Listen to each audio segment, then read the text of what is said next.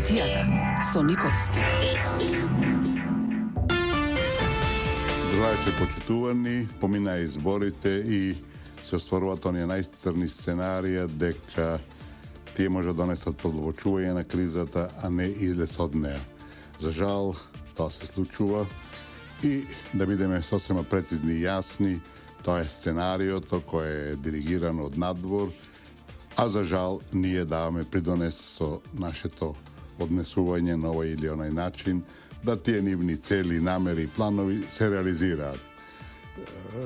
Оправдување нема, ние имавме шанса на изборите да кажеме својот збор, го кажавме како што излезе и се реализира тоа најавено сценарио на пирова победа, која овозможува да некој маестрално манипулира и понатака со оваа држава и со овој народ и ги реализира своите цели.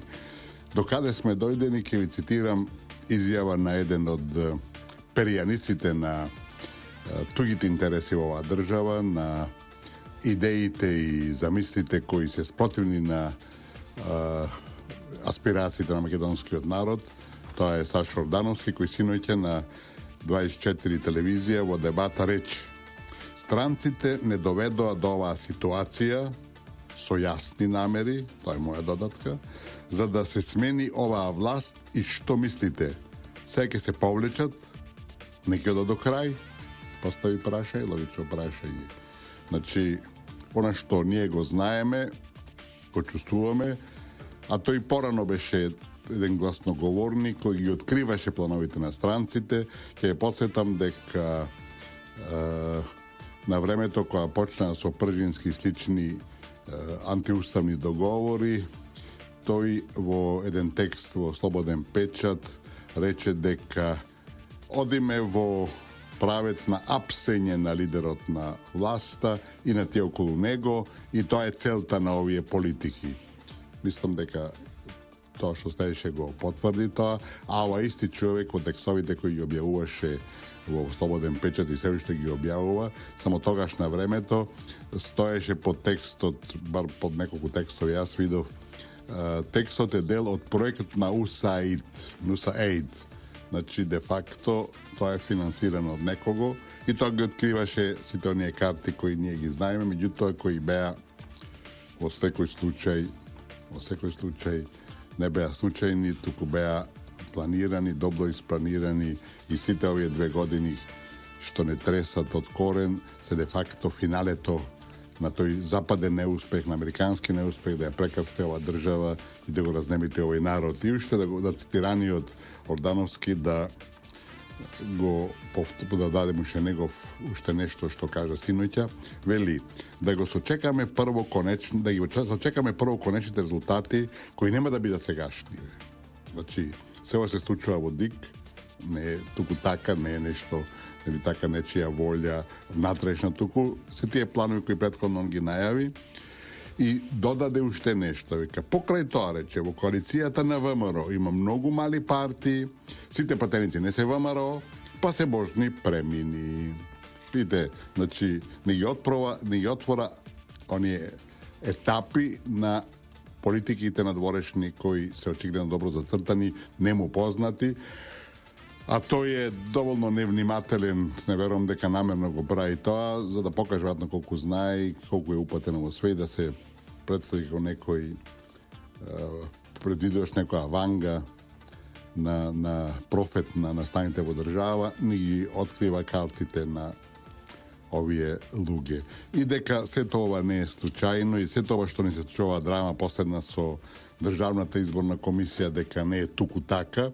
Имаме денеска на насловна страна во Дневник, каде еден член на Државната изборна комисија, или е вработен тамо, се не е ни важно, и човек кој долго време работи тамо, значи веројатно не е член, вели ваквите приговори, значи на БЕС и на СДСМ, досега се одбива без раздедување. Овој пат тие се не само што се на дневен ред, него не тресат повторно како држава, што покажува дека е тоа надвор од законот, надвор од правилата, надвор од принципите.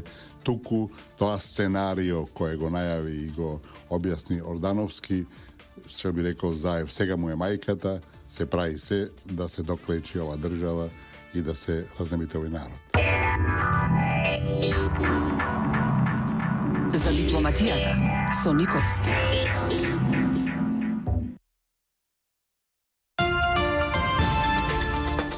Бидејќи заради нашата позната деструктивност не можеме да слушаме македонска музика, денеска ќе уживаме во трите најпознати светски тенори. Почнавме со Павароти и Несун Дорма, ќе следат и другите.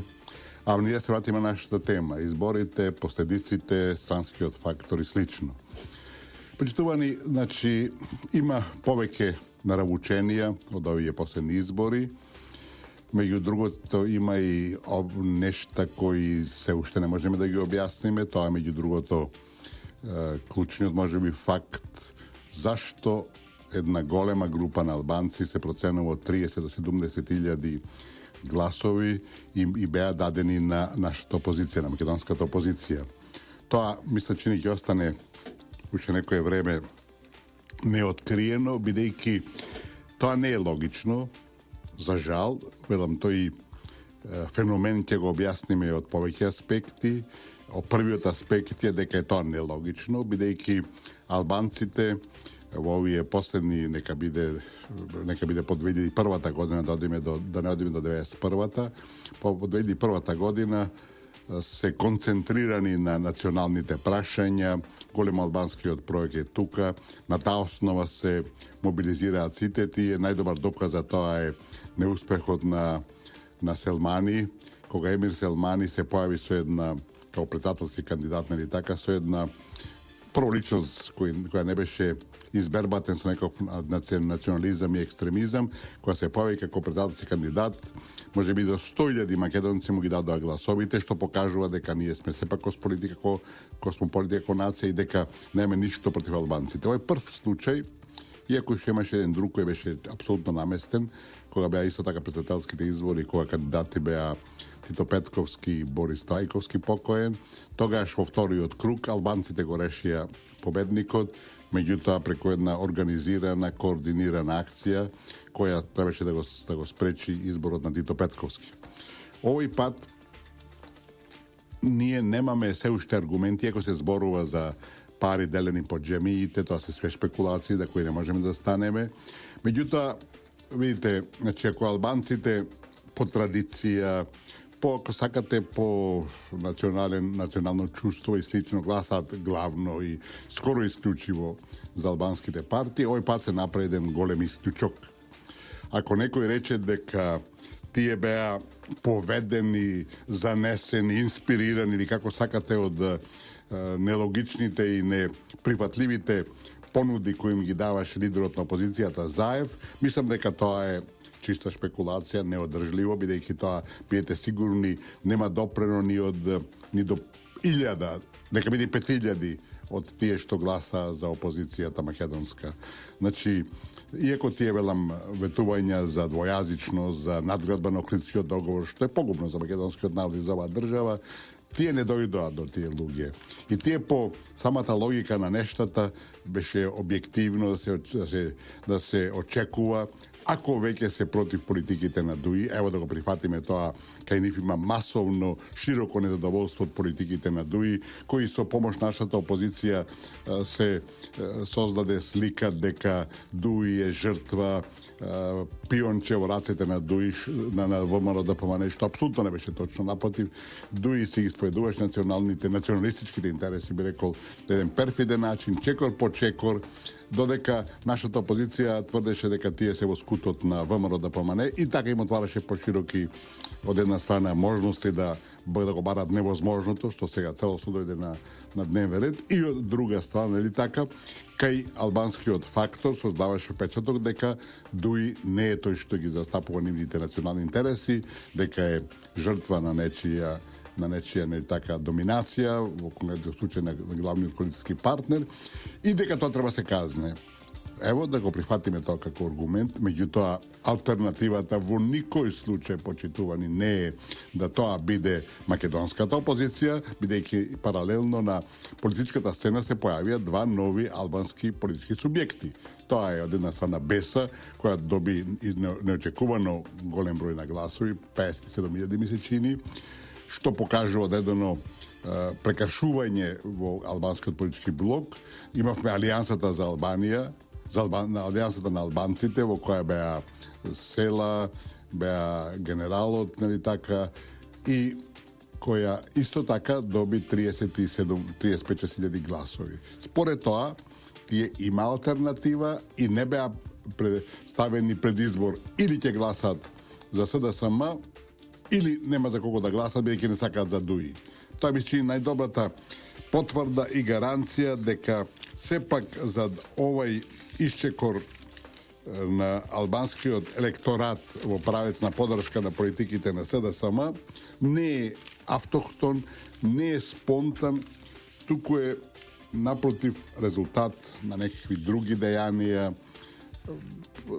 да не спомнуваме сега плаќања и слично, бидејќи за тоа велам немаме податоци, меѓутоа по логиката на нештата нема теоретска шанса да албанците гласајки против ДУИ гласаа за СДСМ на конкурентот на ВМРО, значи да сака го казнуваат ВМРО со овој де факто, а не казнуваат ДУИ. Нема во тоа логика, проштавајте, и тоа потврдува, ми се чини без никаква дилема, дека зад овој потек на албанците стојат некои други сили, некои други, ако сакате, агитации, можеби конкретни лукративни работи и што доведе од една ваква ситуација. Значи, тоа е првиот дел на ваквиот став на албанците и вториот дел е нешто да кажеме многу отворно, многу позитивно. Знаете, ако биде некој исчекор да одиме према граѓанско општество, да нема онакви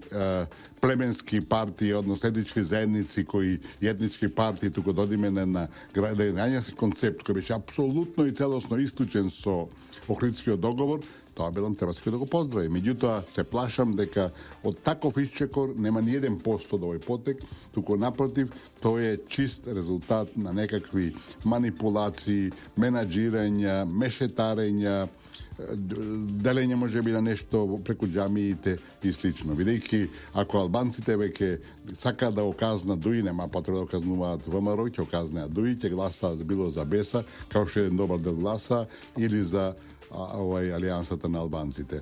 Тоа е таа ситуација со која сме соочени, велам, и ќе почекаме како ќе се одвијат работите, како не се лажам дека ДИК уште го нема завршено процесот на верификување на жалбите, а пред малку рековме дека ваквите жалби, според искусните луѓе кои се дел од таа изборна комисија, државна изборна комисија, ваквите жалби до сега никогаш не се разгледувале, бидејќи немало основа. Основното правило е, ако во записникот од изборната единица, односно изборното место, нема забелешка за некои нерегуларности, тие не може да бидат тема на разговор, на дискусија на ДУИ.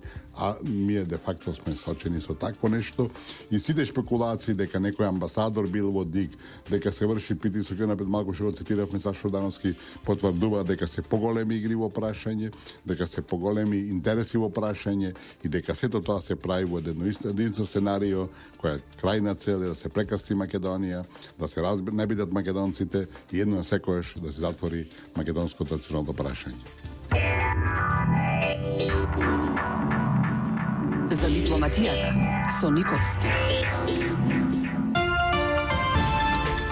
Продолжуваме со нашата емисија посветена на изборите, на резултатите, на последиците и можеме слободно да заклучиме, почитувани, дека овие избори, нови избори, ние како народ не го положивме испитот, покажавме дека сме премногу партиско определени, дека сме премногу партиски зачаурени, бидејќи нормално е да човек си има своји политички симпатии, и партиски симпатии, за нив најува, да нив гласа и слично.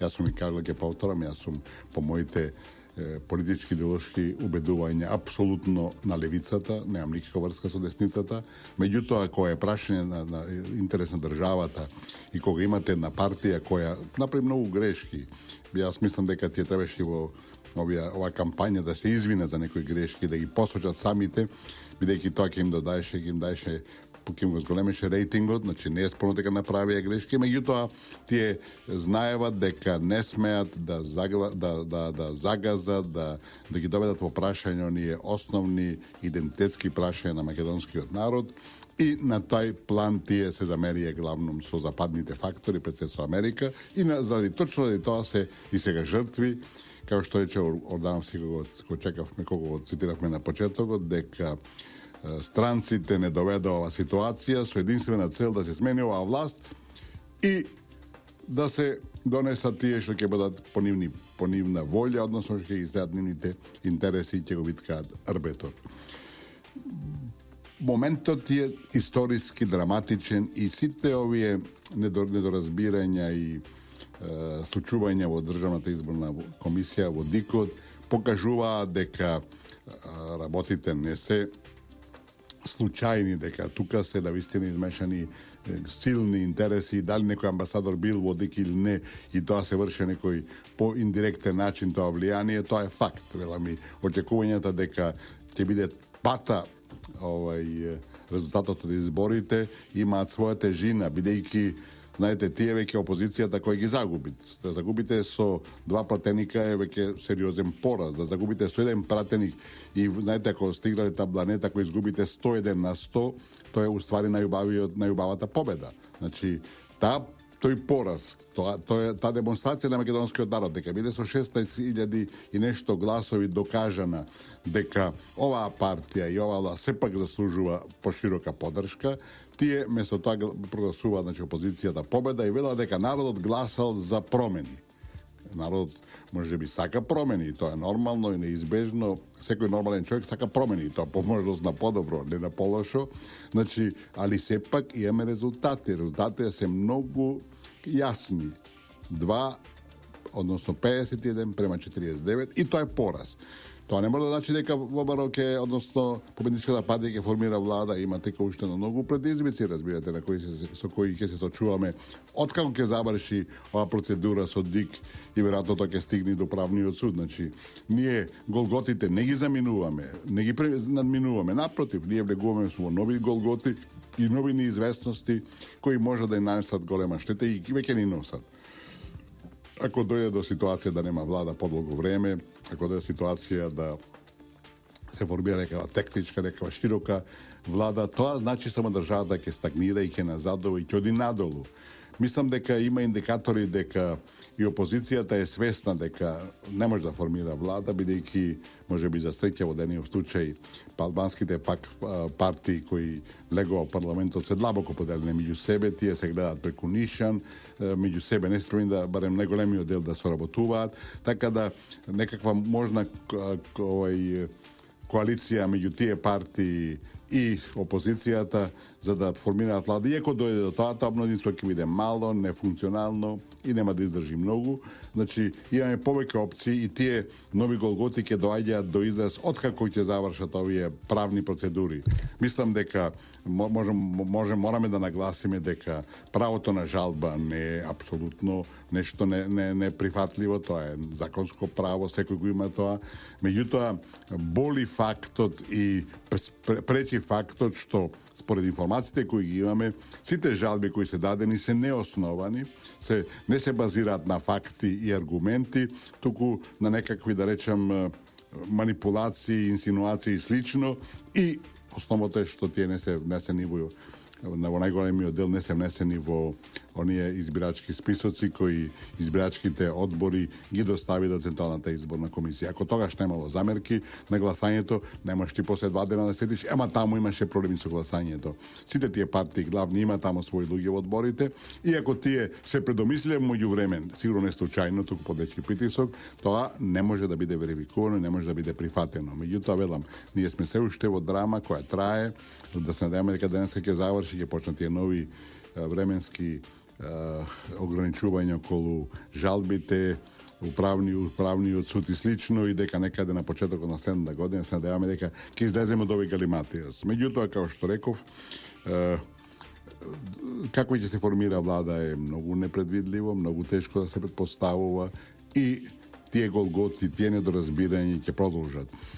Во оваа ситуација уште да спомнеме еден еклатантен факт на мешање во нашите внатрешни работи. Значи, сето нешто го зборуваме за некаква демократија, за некои човекови права, за правата на албанците, за еднаквоста и слично, со поканите кои ги испрати Еди Рама до албанските политички партии кои влегаа во собранието, покажува едно невидено, отворено мешање во нашите внатрешни работи. Со други зборови, прво изгледаше дека Дуи ги одби поканата, меѓутоа видовме дека повторно бил тамо, дека се сретнал со сите. И прашањето, што бара Албанија во постизборниот процес во Македонија, односно во изборниот процес кој се уште не заврши? Што мислите, дека Еди Рама ги викна да им каже дека Македонија е ваша татковина, Македонија е ваша држава, мора да бидете лојални, мора да бидете тамо кооперативни, мора да бидете конструктивни? Мислам да не бидеме наивни. Тој ги викна за да им каже, за да процесите кои за жал се во регионот реалност и во Македонија исто така, за финализација на голем албанскиот проект се на маса, се привршени. Сме рекле да повториме дека со независноста на Косово тие се веќе преку 70% реализирани и сега се работи само за наше парче земја. И во таа насока можеме да бидеме апсолутно сигурни дека насоките кои ги добиле албанските политички лидери од оваа земја во Тирана се во таа насока да се обидат да го максимализираат интересот на албанците, односно на таа голема албанска политика која се води долго време во Македонија, и дека апелот е сигурно да тие се обединат, што за среќа во дадена ситуација е невозможно, и да ги максимализираат своите барања. Меѓутоа, неспорно е дека тука има уште манипулативен простор, постои можност за да се оди на некаква коалиција во која не би ја формирала сегашната владеачка партија, меѓутоа, како што реков, таа нема да биде трајна, ќе биде краткорочна и ќе доведе само до нови турбуленции и до недоразбирања. Се наоѓаме во еден исклучително драматичен период. Мислам дека се работи за момент кога се прекршува еднината и на народот и на државата. Аз се плашам дека изборите покажа дека ние не сме свесни за моментот, дека ние не сме доволно одговорни за предизвиците со кои сме соочени, и затоа и ова што се случи, и ова што е пред нас може да ни донесе уште многу негативни консеквенции и многу историски последици за опстојот на македонскиот народ и на македонската држава. За дипломатијата со Никовски. Заедно со тројцата најпознати светски тенори, Павароти, Доминго Пласидо и Карерас, ја продолжуваме нашата денешна емисија посветена на изборите и постизборните наши голготи. Значи, мислам дека треба да бидеме во нешто сигурни, дека не го положивме испитот во неделата, дека бевме некако премногу конфронтирани меѓу себе, премногу заслепени од нашите партиски идоли и партиски програми, а во сето тоа заборававме Македонија, и тоа го искористив на еден маестрален начин меѓународниот фактор, кој, велам, беше заинтересиран да дојде до вака. Тие сакаа во секој случај да победи опозицијата, затоа беа одложени и првите закажани избори на 24 април, па на 5 јуни, бидејќи смета дека моментот не е созреан да опозицијата дојде максимално до израз. Третиот пат веќе немаа можност да ги одлагаат изборите и затоа ги одржавме сега. И кога веќе не успеа тој план А, со една планот Б да се игнорираат резултатите, се обидуваат прво тие да се променат на еден непринципелен насилен начин преку дикот, а после тоа следат овие новите голготи. И дека франскиот фактор не е надвор од тие наши настани, го потврди еден истакнат член на опозицијата, предходно го цитиравме вечерва, Тито Петковски, кој синоќа или прексиноќа во една телевизиска емисија, мислам дека беше синоќа, не беше пред синоќа или пред не е ни важно, во 24 анализа рече дека во 2006 година, кога сегашната власт доја зема прв пат, значи победи на изборите, меѓутоа немаше доволно пратеници, тогашната НСДП на Тито Петковски со ми се чини 7 пратеници беше оној клучот за да се дојде до мнозинство и таква коалиција беше направена. После тоа Тито Петковски беше излезе од таа коалиција и го истера, се не е ни важно.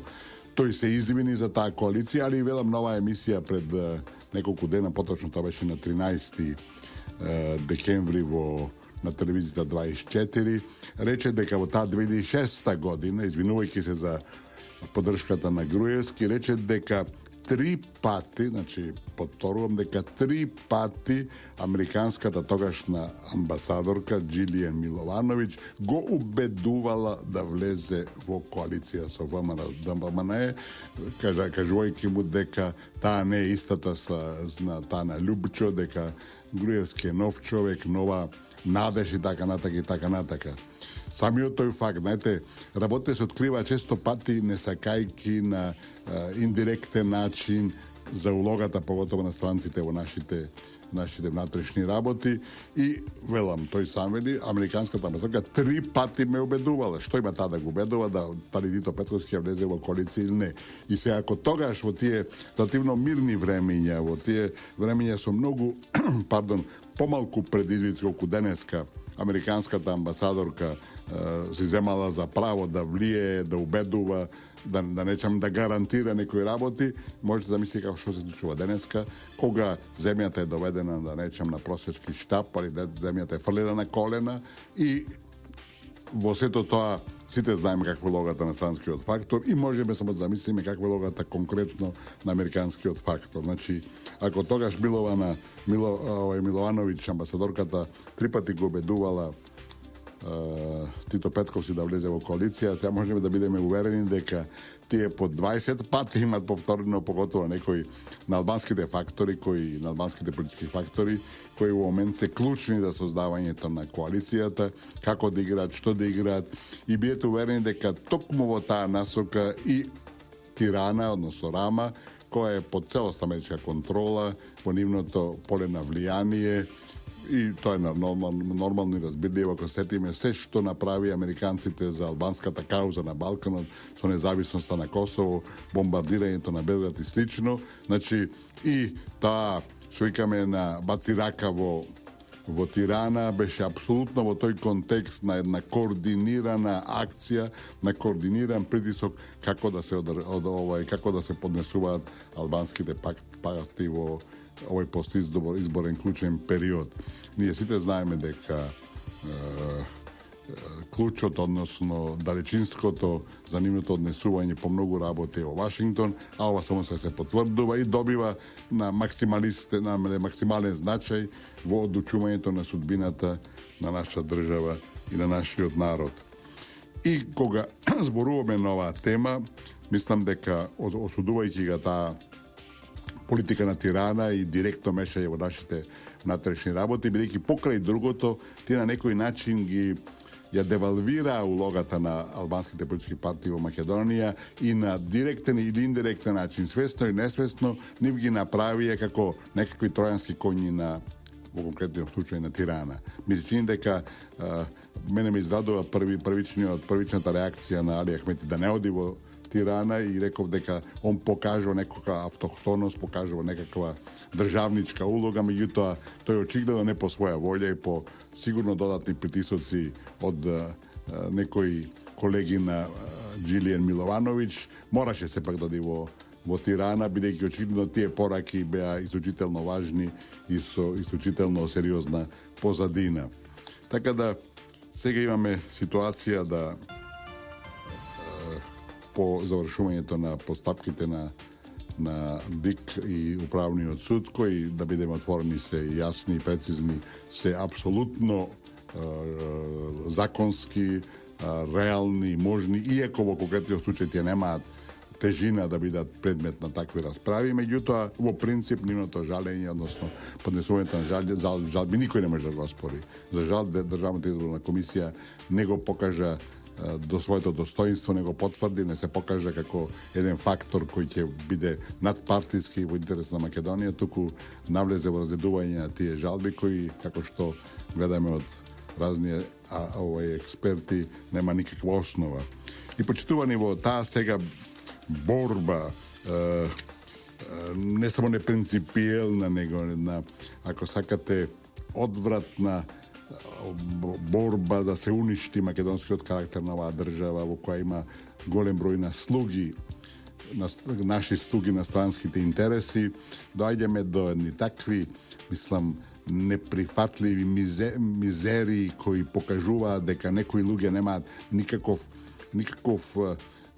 никаква вредност, никаков квалитет, никакво достоинство. Само ќе ви цитирам и ќе ви покажам еден текст кој е избран, нагласен на 4 страница, објавен со големи букви на црвена позадина. Тоа е текст на Бранко Тричковски во Слободен печат, доле со мали букви пише, само со лупа може да го прочитате кој го напишал текстот, али Слободен печат наоѓа за потребно да го тоа објави, да го нагласи. Тој текст, почитувани и верували или не, ќе ви го покажем и на камерите, гласи: "Ке навивам за смртта на Македонија, зашто само смртта на таа курва може да роди нов живот." Ево го во камерите, погледате го тој текст, овој црвениот. Кој не верува, нека го земе, сигурно го има во архивите. Тоа е Слободен печат од 14 декември. Ќе прочитам уште едно што пишува Бранко Тричковски. "Ке навивам за смртта на Македонија, зашто само смртта на таа курва може да роди нов живот." Ако сме до тамо дојдени, ако имаме вакви луѓе кои добиваат публицитет во оваа држава, почитувани, не заслужуваме многу. За дипломатијата со Никовски. Емисијава ќе ја привршиме и завршиме со обид да проанализираме, да видиме, да помислиме што не очекува. Значи, најверојатно, верувам дека Дикот ќе го задржи своето достоинство и ќе ги одбие приговорите, кои очигледно немаат основа.